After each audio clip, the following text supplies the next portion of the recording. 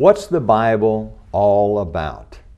Is it just a bunch of disconnected stories, or is there a driving theme? Welcome to this, your daily 180 Bible study. We've begun a study that we might entitle Redemption Through the Bible. Probably there's been no small amount of violence done to the Scripture, and that sometimes we just look at it as disconnected stories and wise sayings and things of that nature.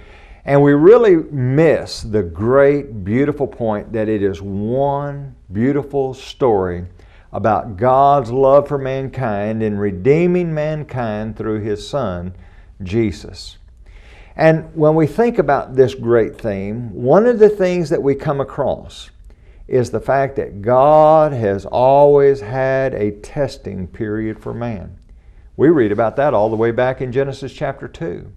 And we have to make a decision. We have to make a decision today. Are we going to love God? Are we going to love Jesus? Are we going to do what Jesus says?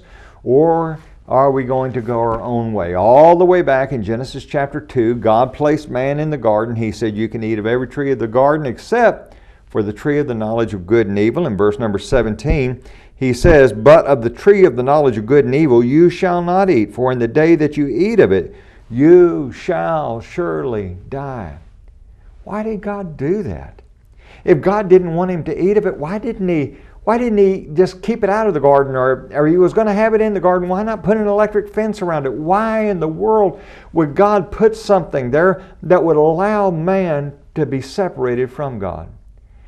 That's part of God's plan for us to have a testing period.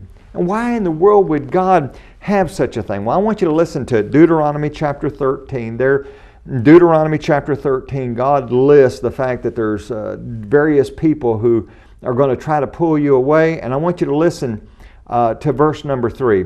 You shall not listen to the words of that prophet or the dreamer of dreams. Now, why? Here's the point. For the Lord your God is testing you to know whether you love the Lord your God with all your heart and with all your soul. In Deuteronomy 13, he's talking about false teachers who are going to come along and try to entice you away. Why does God allow that? Because God is testing you to see if you really love Him. What? The test of real love is to have the ability to not love.